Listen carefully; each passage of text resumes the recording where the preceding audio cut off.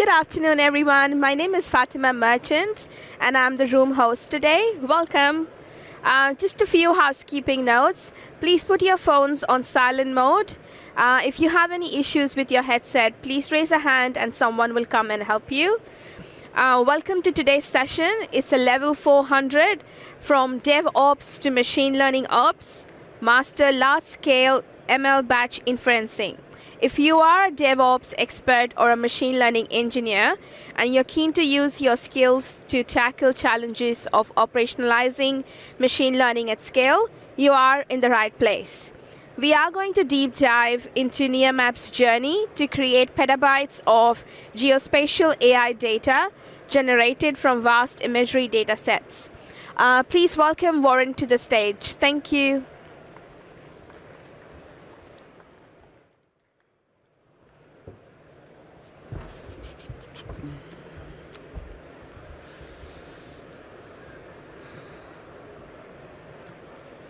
All right, cool. Welcome. Thanks for joining us. Very excited to be here. My name is Warren. I'm a Senior Solutions Architect from AWS, joined by Brad Tully, Senior Director of AI from Nearmap. Our talk today is taking DevOps to MLOps for mastering large-scale batch inferencing. We want to offer approaches from a slightly unique perspective, drawing from my background as a software DevOps engineer. Try to help you see MLOps through that familiar DevOps lens. I cover some of the basic distinctions and common operational strategies to apply to your inference. Then we'll dive straight into batch inferencing. And this is when Brad brings to life with the Nearmap's MLOps journey, sharing their challenges and key learnings. And hopefully you can take away some of these after the session. Looking at the age group, I think I can assume that most of us lived through the evolution of DevOps. Brought up more than a decade ago. But fast forward to today, we can all agree that DevOps is the foundation of software. It's the standard we build upon. MLOps extended out and followed a very similar trajectory. The problems were defining in 2015, when most models stuck in testing. A few years later, some of the pioneers, including AWS, start adopting these ML operations with the first generation platform, like SageMaker pipelines, ML flows. And today, as AI democratizes, there's an increasing push to standardize that operation to achieve scalability and efficiency, very much mirroring the same path we've seen with the maturity of DevOps practices. Fundamentally, DevOps and MLOps share the same core philosophy.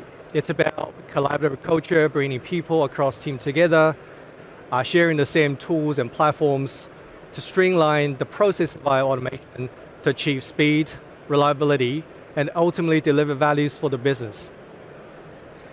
Now, while that core philosophy aligns, the MLOps extends DevOps in almost all operational aspects. Start with development testing. DevOps build and test determinist logic. MLOps adds the data and the model validation to deal with this probabilistic nature of model. Things like checking schemas, distribution drifts, and the model evaluation against business matrix, all part of the dev testing lifecycle. Reproducibility also tracks beyond code to include the code, parameter, data, and the model versions. Then the pipeline automation. DevOps use CI/CD to automate the build and deployment of your software. MLOps extends this in two areas. Within the pipeline, it now includes those ML-specific stages. Things like data, like a model registry integrations, data continuous validation of a data models, and then continuous training that triggered by the drifts or new data arriving to the system. The second part of this is applying CI/CD to deployment, essentially treating your pipeline as code, versioning and testing and promoting it via various environments. Third, infra and cost management. We know this, that DevOps typically deploys stateless applications through immutable infrastructure. Now, MLOps, on the other hand, has to deal with these specialized hardware and often stateful applications that runs for a sustainable longer period. So infra management, a lot more nuanced and often requires these careful orchestration for multi-step deployment to persist the state. Cost management is a lot more critical and complex too, because the nature of the ML scale runs in. And that translates to aggressive spot utilization, data processing streamlining to minimize these I/O and network bottlenecks, and then all the way to GPU utilization balanced against CPU memory to justify its premium costs. And all these are design and day one considerations to ensure the sustainable success. Lastly, monitoring. DevOps monitors the application infra health. MLOps need to go much, much deeper. You need to also monitor the accuracy and performance of model, the quality and drifts of the data, and bias and fairness for the inferencing. And more importantly, you need to create this automatic feedback loop that triggered by the alerts of these metrics to continuously train improving models, because you simply cannot afford to have human in the loop once you reach that scale threshold. So all these different kind of shapes the end-to-end MLOps lifecycle, starting with the data, moving to experimentations, to the deployment and inferencing of the models, then continuous training triggered by the monitors. For the purpose of today's talk, we're going to zoom in straight into the inferencing end, because we learned this from DevOps. Great code does not translate to great application deployment. The challenge often lies in the operations beyond the notebook into reliable, scalable production. So let's take a look at some of the common ML inference strategies. First is real-time. This mirrors a typical deployment of a low latency API. Think it is API gateway backed by a SageMaker endpoints or Lambda function. Pretty straightforward. The MLOps difference here is the continuous monitoring of your latency percentile on top of the prediction quality. Because ML inferencing can vary so widely from request to request. And average performance might look fine, where only small proportion of the users are seeing significant slowdown. That can be triggered by the model cold start time or simply patterns. So you basically have this very long latency distribution tail that you need to pay close attention to ensure the health of the endpoint. Beyond performance, we also care about the accuracy of your prediction. They will use, typically monitors accuracy drifts, unseen inputs, patterns. Techniques like shadow testing and canary deployment are often considered the first-class citizen to minimize those risks of the model behavior with the live data. Next is asynchronous predictions. This resembles a typical deployment of event-driven architecture using queue, like as queue is backed by workers. The MLOps challenge here is the handling of those model-specific errors. We still use things like dead letter queue, for example, to handle failed messages, but we must also examine those error messages and isolate those that originated from the model itself. For example, a model might struggle with a particular input patterns, unexpected input data, or the output shapes. These aren't necessarily code bugs, but we need to monitor those model-related errors to prevent recurring by poisoning the queue. And lastly, batch inferencing. This is similar to a typical deployment of batch jobs at scale. The MLOps challenge here is you're constantly balancing between cost control against your multi-step complex workflow orchestration, which you need to handle the full lineage of your version of the data, parameters, all the way to the models as well, to show full reproducibility. Your validation of the output also need to go beyond just checking the completion status to actually against the benchmark statistically. So I guess batch inferencing is particularly interesting here because in operation, batch can easily take up to 70 to 80% of your entire ML workflow budget. Yet this is where I think rubber meets the road and ML delivers real value to the end users at scale. So let's take a look at some of the consideration for scaled batch inferencing. It starts with a robust environment, following the data proximity principles by co-locating data with your compute simplifies the architecture, as well as maximize efficiency by minimizing data movements. So you would typically, dev, you will have a replication of production subsets data, or simply use synthetic data for local iterations. And then your stage and prod will share the same data layer via fine-grained access control because replication is simply cost prohibitive. When you're deploying this using infrastructure code, you must extend that just compute into the data layer because these data layer are the foundation pieces to scale the inference. Next deployment, we champion dual artifacts, essentially treating your inference code and model as an independent version artifacts deployed through its own CI/CD pipeline, and they're referenced by a common model registry in your deploy service. And then treating your ML pipeline as a code and deploy and promoting by the CI/CD automatically into your workflow orchestrator. These two are pretty critical elements to essentially handling massive scale with inevitable failure. That's designing atomic operations and idempotency.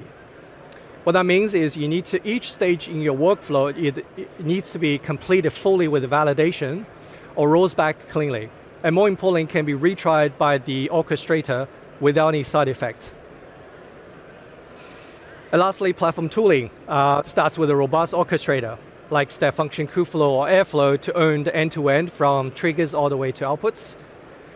This goes hand in hand with your asset management, like your model registries and parameter stores and other relevant metadata that ensures a full lineage and reproducibility.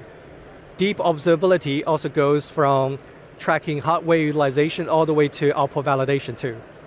And all this must be underpinned by a strategic cost management to focus on resources and workload optimization with available options. So that's a very high-level quick ramp on the batch inferencing using MLOps. I'm now going to pass on to Brad to talk about Nearmap's implementation. Let's welcome Brad. Awesome, thanks a lot, Warren. So I thought I'd start by giving you guys a quick overview of Nearmap and who we are. So we started about 2 decades ago as an aerial imagery company, so basically attaching cameras to the back of fixed-wing aircraft and surveying cities. In the 2 decades that have passed, we've accumulated almost 100 petabytes of imagery in S3 now.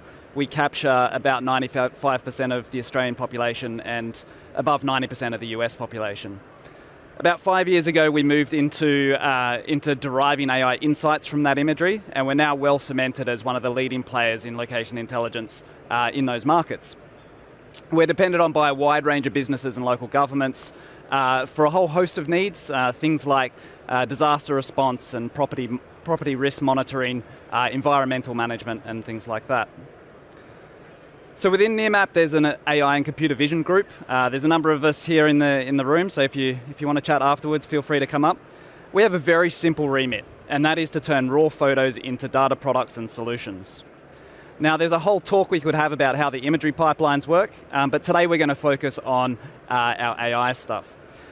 So we start with an input imagery resolution in the order of about 5 to 7 centimeters per pixel.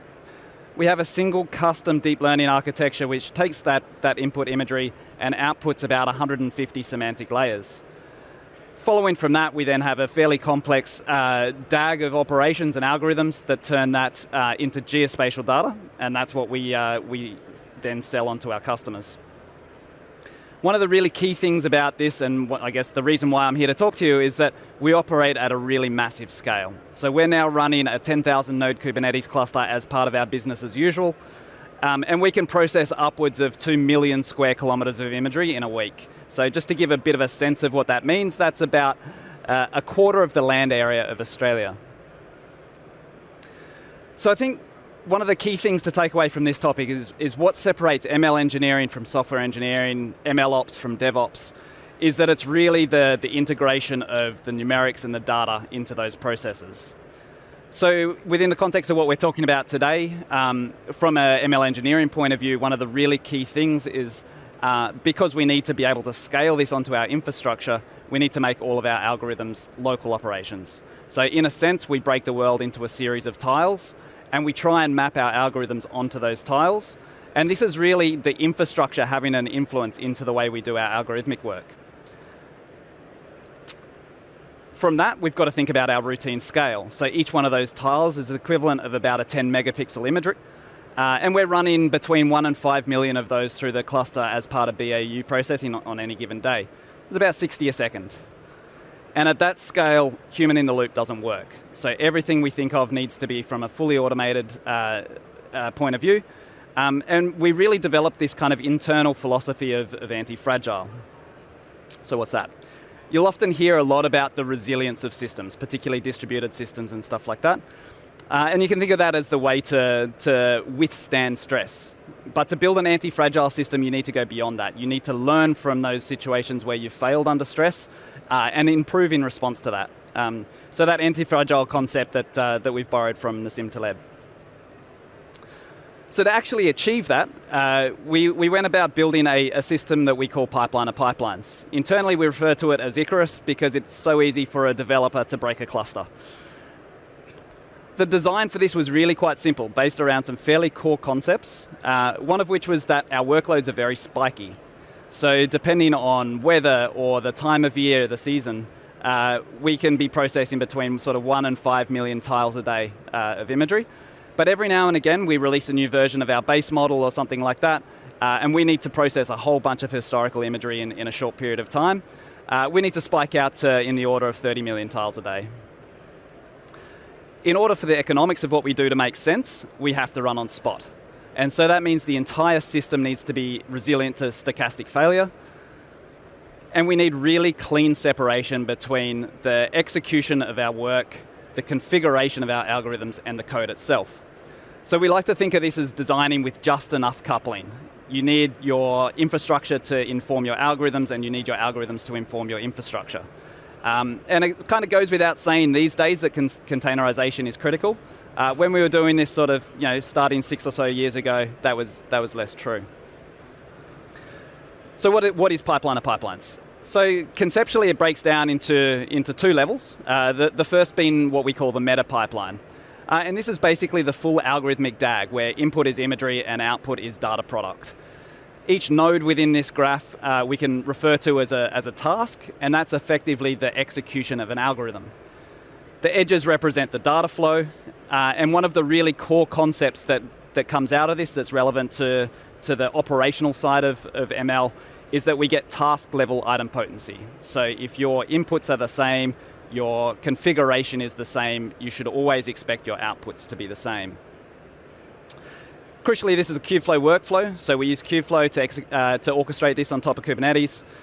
We use Kafka and RDS for task management and queuing in the backend, and then we have a whole host of fast API services for the middleware.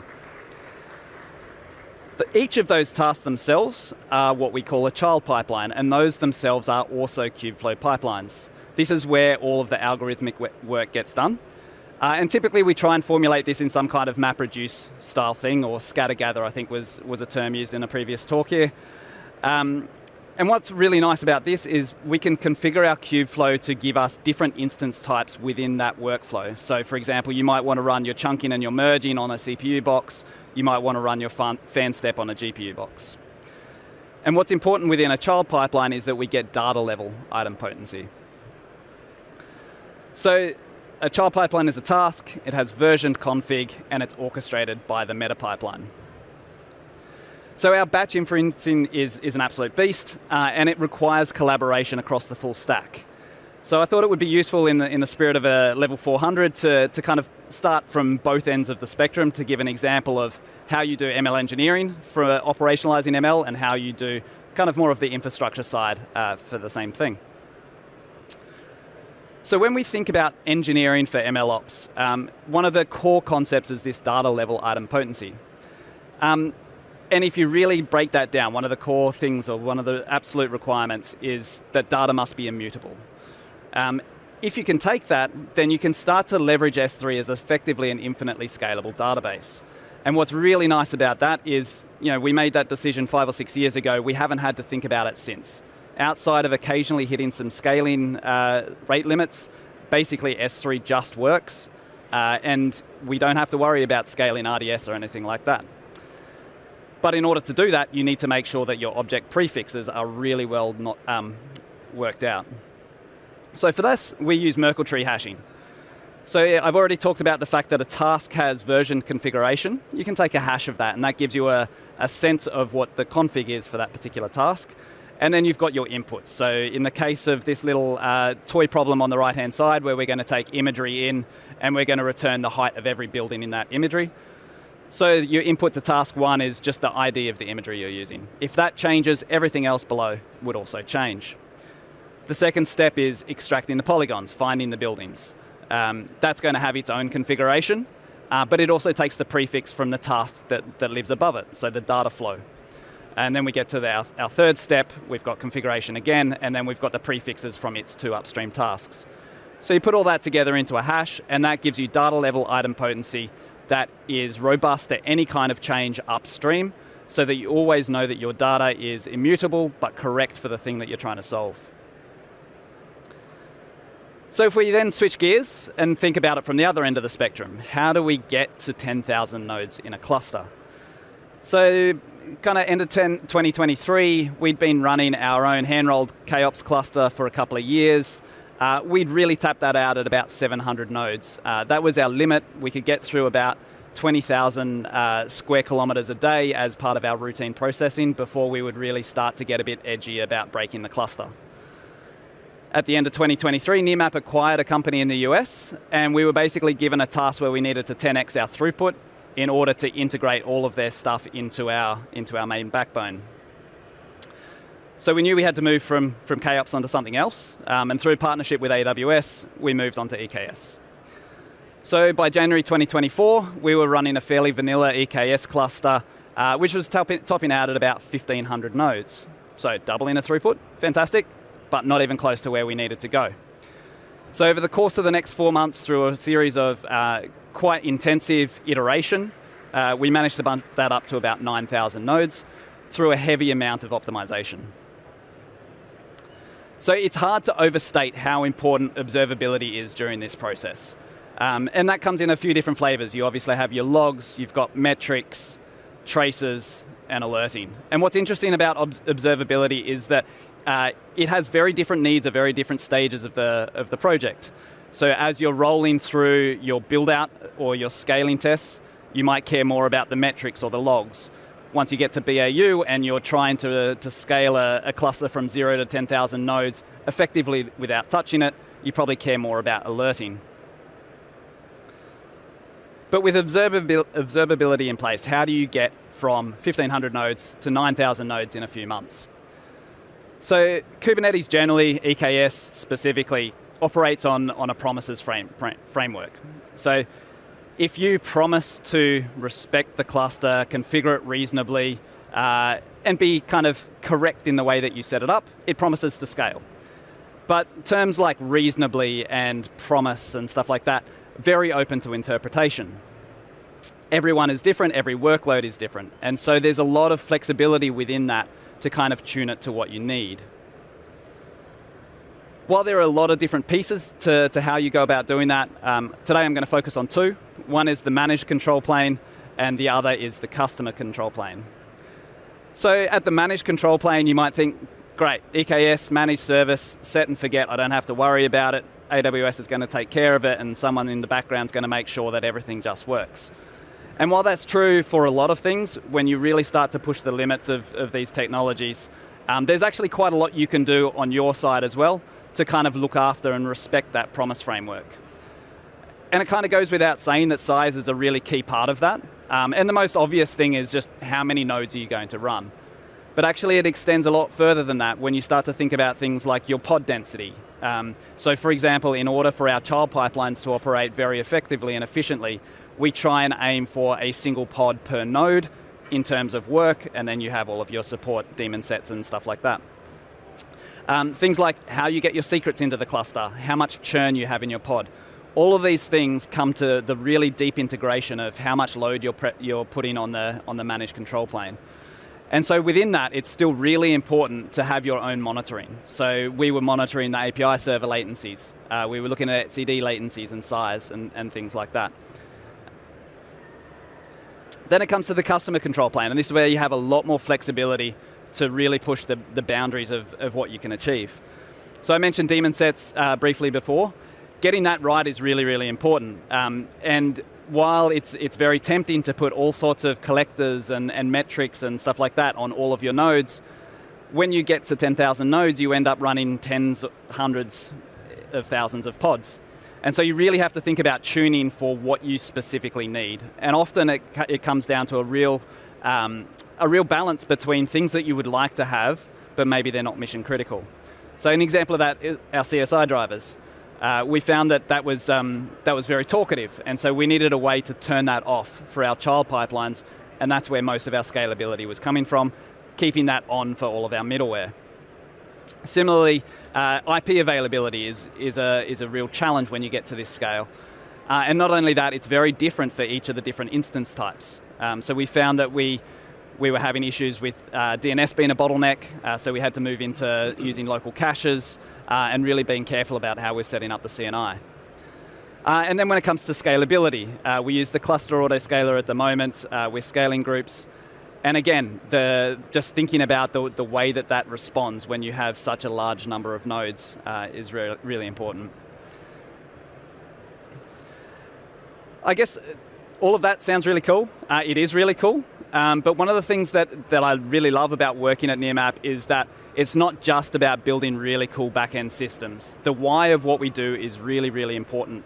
And so I thought I would finish on a little bit of a case study about how do we actually use a cluster that can scale to 10,000 nodes. So the example that's on screen at the moment is a satellite image of Hurricane Milton, which is the strongest hurricane to form in the Gulf of Mexico that came through the end of last year. So we work with a bunch of insurance companies, we work with a bunch of government departments who really depend and rely on our data to make urgent, rapid response decisions when things like these post-catastrophe events come through. We wanted to deploy the full capability of this 10,000 node cluster to solving problems like this. So what does that actually look like in practice? So Hurricane Milton, over the course of about 3 days, we flew aircrafts about 118 times, so each one of those delivering a bunch of imagery down into our servers. We ran that through our systems in a fully automated way. We extracted about 5.3 million buildings in total. So that's a lot of people affected by an event like this. Of those 5.3 million, about 3.8 of those are what we call primary buildings. So knock out things like carports and sheds and stuff like that. So 3.8 million primary dwellings. And of that, more than 30,000 of those were classified as either major damage or completely destroyed. So within a very short period of time, I think we were averaging something like 3 or 4 hours after the imagery was available, having our AI results there ready for people to be making decisions about where do they send help on the ground. That kind of stuff really, really drives home the importance of these anti-fragile systems. We don't want to be sitting in the background trying to keep a cluster alive while people are depending on our data to make these sorts of decisions. So hopefully it's pretty clear that MLOps and ML engineering are very much a collaboration. It is not enough to say, hey, algorithm guys, go stand over there, and infrastructure guys, go stand over there, and at some point something gets thrown over the fence. It is a really tightly integrated part of a machine learning lifecycle. And the most successful teams are ones that can span the full breadth of the problem domain. And that's one of the things that, it's great working with people like Warren, because the partnership with AWS and their understanding of what we're trying to do means that we can really start to push the limits of what you get out of the box. So thanks to these guys. Small plug, we've got a few job openings at the moment, so my email's coming up on the next slide. If you're interested, hit me up. Cheers. All right, cool. Thank you all. Thanks for the time. I'd appreciate if you